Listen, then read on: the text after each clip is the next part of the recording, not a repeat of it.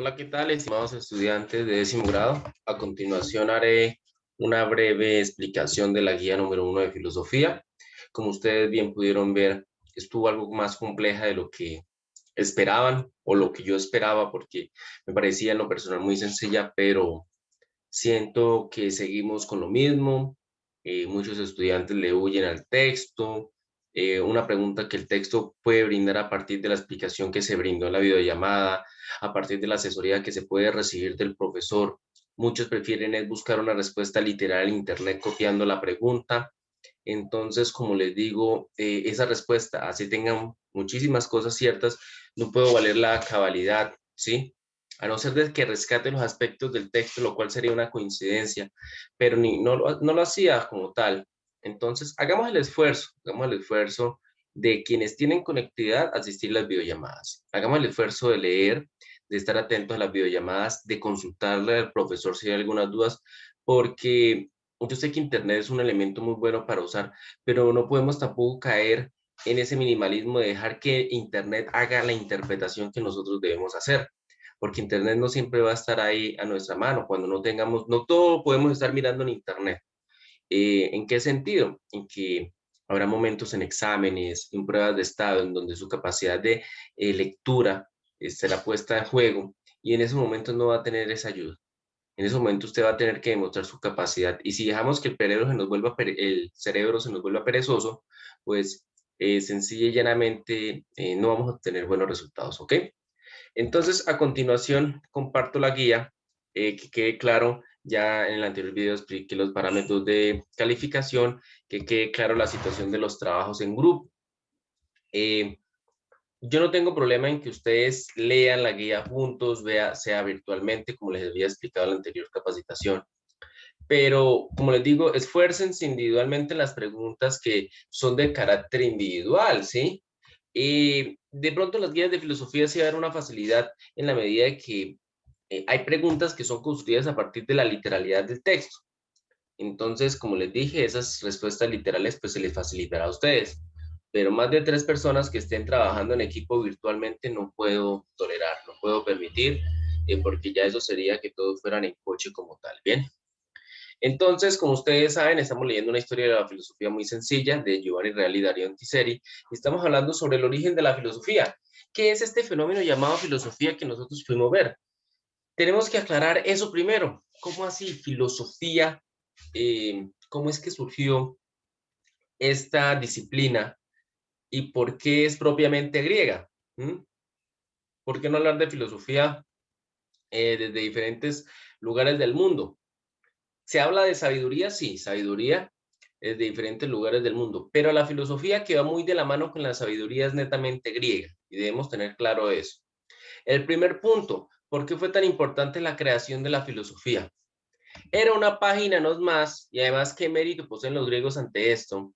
Si nosotros hacíamos el ejercicio de lectura, fácilmente podíamos encontrar unos aspectos, ¿sí? En torno a la filosofía. El primer aspecto que nos brindaba este texto, ¿sí? Del cual, ¿por qué fue tan importante la filosofía? Es porque filosofía y ciencia van de la mano, ¿sí? El texto, los mismos autores tratan de resaltarnos que cuando los demás pueblos intentaron hacer ciencia, pues tuvieron que acogerse a las categorías filosóficas de Occidente, es decir, las categorías griegas, no pudieron hacerla desde otros aspectos.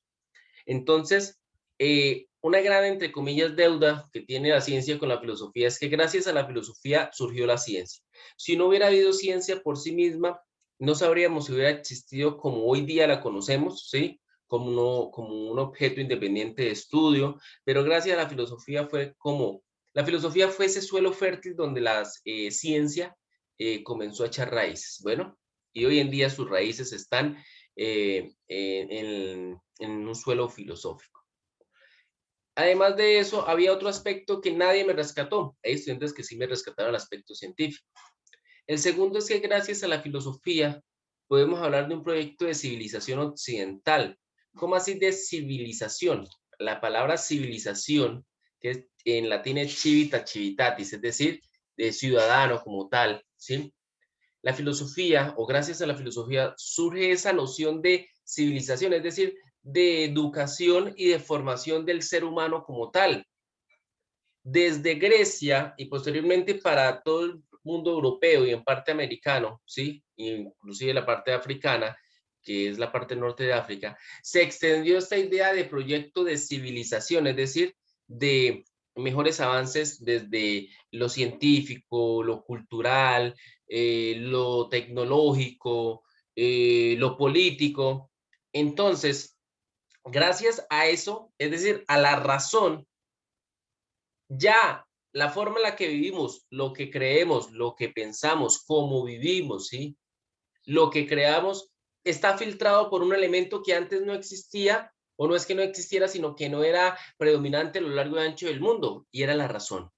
Antes, todos los pueblos, hasta los griegos, vivían dentro del mito, y el mito era la explicación, lo que daba el fundamento al orden social, político, religioso y todo lo demás.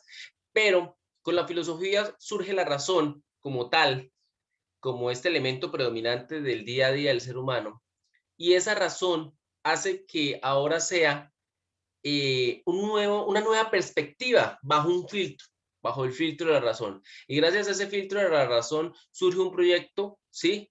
De humanidad enmarcado de una palabra llamada civilización, que hasta el día de hoy sigue en pie. Que ustedes estén recibiendo una educación hace parte de un proyecto de civilización que viene desde los griegos, ¿sí?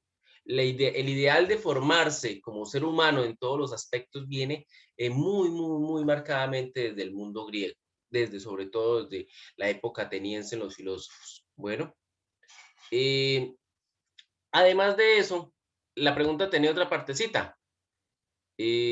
Responder la siguiente: ¿qué mérito poseen los griegos ante esto? ¿Cuál será el mérito entonces que los griegos poseen ante esto en este primer párrafo? ¿Sí? Resulta y pasa que el mérito que poseen los griegos es, algunos me lo resaltaron, sí, de haber sido los creadores, claro, ese es el principal mérito. Los griegos poseen el mérito porque fueron los creadores de la filosofía, pero ojo, el mérito no es solamente haberla creado, sino haberla creado sin tener algo que fuera un precedente. Si miramos los demás pueblos, no había algo semejante a la filosofía.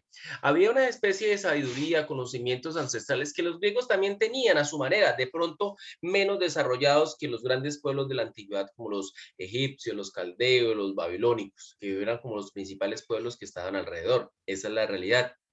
Pero gracias a esta filosofía, su avance fue descomunal en tan poco tiempo. En cambio, esos pueblos tuvieron un avance por medio de su sabiduría ancestral, pero fue un avance más lento, fue un avance que, digámoslo así, no era ni siquiera tanto consciente de ese avance, sino era como un avance resultado de otros aspectos que iban generando ese avance, pero gracias a la filosofía se pensó en un avance por el avance mismo, ¿sí?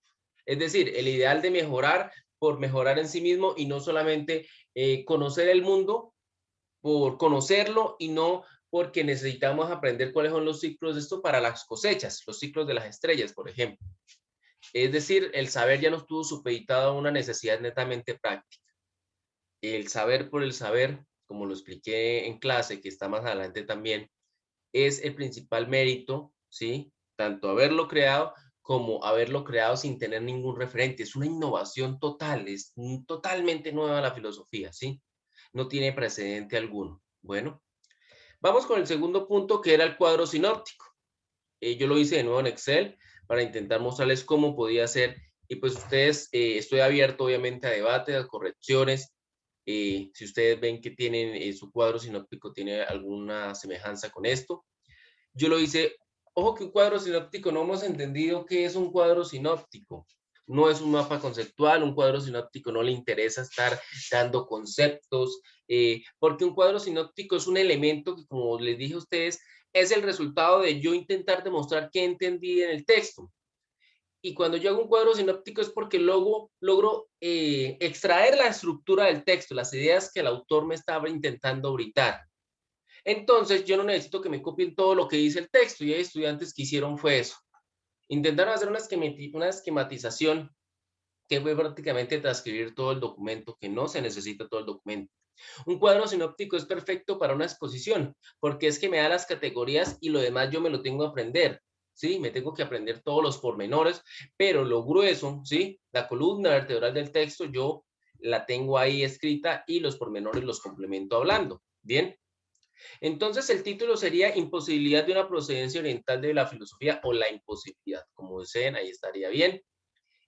Solo hay un cuadro sinóptico que me llamó un poco la atención como lo planteó, pero siento que al final ni por título, ni por conectores, ni nada. Bueno, como esto no es un concepto como tal, no le planteé una introducción, ¿sí? Sino esto más es una tesis de algo. Bueno, esto es poco probable ¿qué es poco probable? La imposibilidad de una procedencia oriental de la filosofía. Y los autores en esa hoja lo que dicen, ojo, la imposibilidad de una la filosofía no proviene de Oriente por lo siguiente. Primero, ninguno de los pensadores clásicos hace mención de esto. Que yo cuando esté exponiendo los autores clásicos como filósofos, historiadores, yo no me maté eso, sino que vean, dense en cuenta que tanto filósofos e historiadores los centré en una sola palabra, pensadores, ya, normal. Cuando esté exponiendo, pues sencilla y llanamente empleo esa palabra y pues explico, tales como filósofos, historiadores, por ejemplo. Y ese es el argumento del autor. Ninguno de los pensadores clásicos hace mención de esto.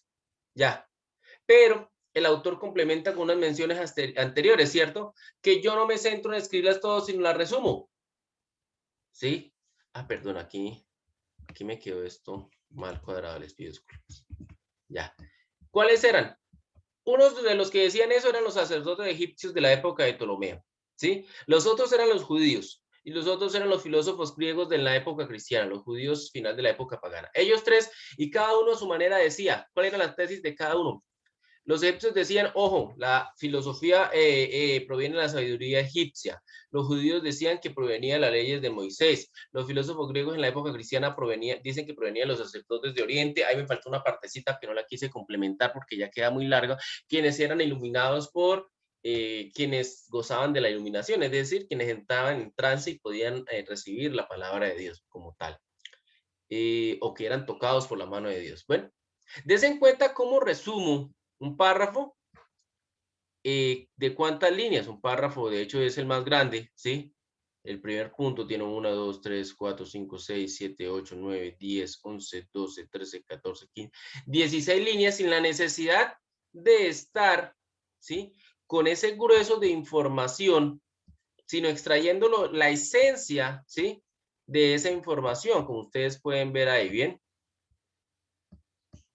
Como para que vean el párrafo que yo les decía. Es muy extenso, vean, ese es el A, ¿cierto?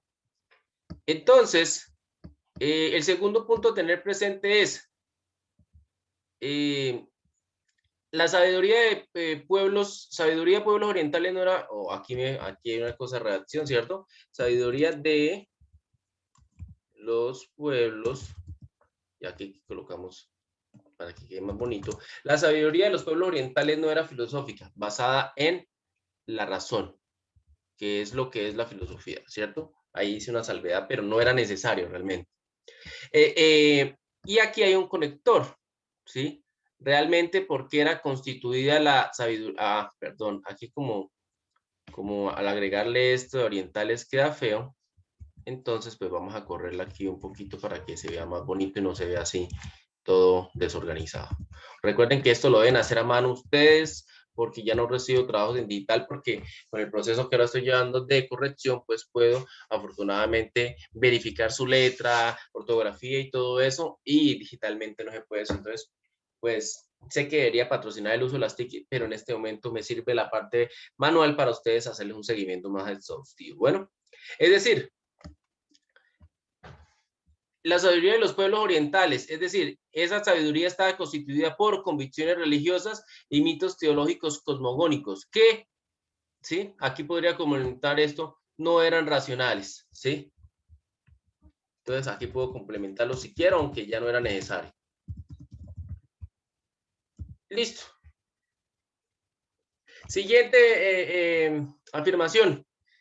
No hay evidencias históricas. Los autores dicen, bueno, no hay evidencias históricas. ¿Cuál evidencia históricas? Hasta Alejandro Magno, el mundo griego tuvo pleno contacto con la sabiduría india y egipcia. Antes de eso, ¿había evidencias históricas? No, no hay evidencias históricas, es lo que nos dicen los autores. Bueno, y cuarto, la suposición de hipótesis. Por su esencia, la filosofía griega como fuerza transformadora ajena a sabiduría extranjera. Entonces, los autores dicen, esa sí me costó trabajo definirla como tal, la suposición de la hipótesis. Supongamos que eso es cierto, ¿sí? Podría ser ahí inclusive esa llave. Suponiendo que es cierto, ¿sí? Es más, creo que la voy a cambiar. Suponiendo que eso es cierto, ¿sí?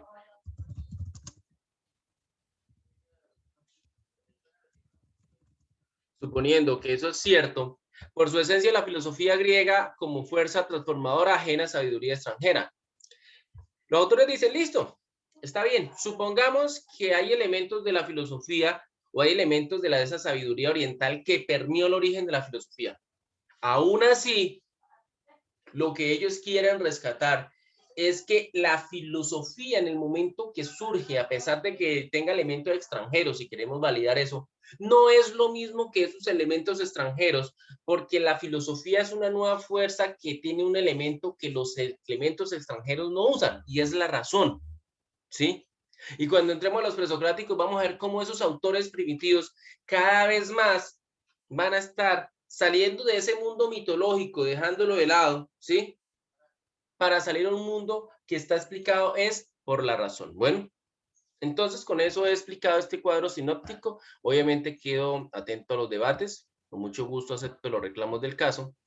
Y el tercer y último punto dice, si bien otros pueblos diferentes tuvieron notables avances científicos, los griegos tuvieron uno muchísimo mayor al presentado por estos.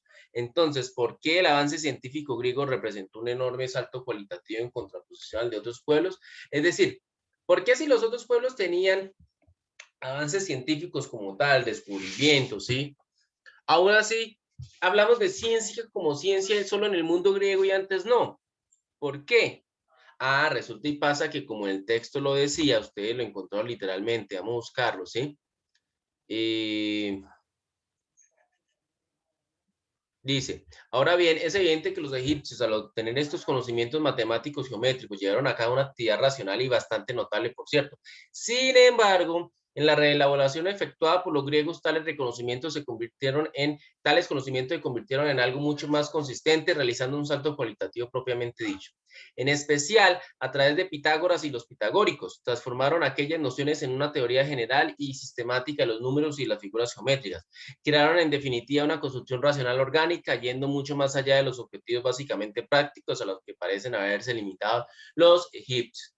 Ustedes me citaron prácticamente muchos ese párrafo. Bueno, yo les valí la respuesta, pero tenemos que puntualizar porque es que la pregunta no apunta solamente a una literalidad del párrafo. Y en suma, ¿cómo así?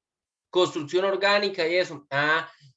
Resumiendo, los griegos, a diferencia de los otros pueblos, no se basaron sus conocimientos solamente en una necesidad práctica, sino desarrollaron unos conocimientos netamente teóricos, ¿sí? Alejados de la práctica, que brindaban teorías y fundamentos de carácter científico. Eso es lo mismo que cuando ustedes van a estudiar. Cuando ustedes están en el colegio y les dicen, usted es bachiller técnico, tecnólogo o profesional. El que es profesional conoce la teoría, tiene algunos fundamentos prácticos, pero su fortaleza es la teoría, porque entiende cuáles son los fundamentos y la razón de ser de las cosas. Alguien que sea práctico, ¿sí? No es que no sepa, sino entiende la practicidad de algo, pero no entiende los fundamentos que están detrás de esa practicidad. Un ejemplo común, cuando nosotros, ¿sí? Estamos haciendo, hablemos de los motores, creo que ese ejemplo lo había puesto en la clase, la videollamada.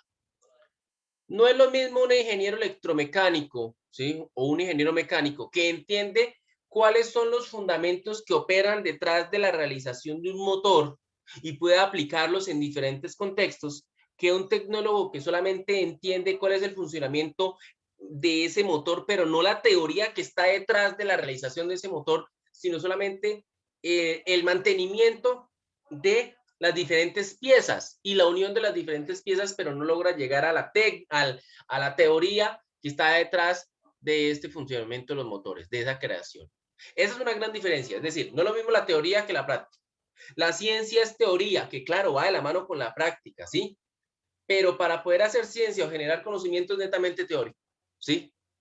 Que esa teoría se deba demostrar prácticamente, claro que sí, porque es que el día a día es práctico, pero la ciencia como concepto es netamente teórico. Bueno, eso es algo que, de hecho, la palabra teoría ya lo había dicho, la palabra teoría para los griegos es teo, Dios, rey, de cara a los dioses, es decir, porque los griegos creían que adquiriendo este nuevo conocimiento, sí había cierta practicidad, pero no física, sino espiritual, emocional. Es decir, si yo cada vez soy más conocedor del mundo, estoy más cerca de Dios, de los dioses, dirían los griegos desde Pitágoras, por ejemplo. Bueno, y eso no lo tenían el pueblo primitivo. Ellos más que todo basaban esos conocimientos en unas necesidades prácticas. Bien, más allá de los ritos religiosos, no veían esas necesidades de ese conocimiento mismo como un placer espiritual que tenía que ser llenado día a día. Bueno, con eso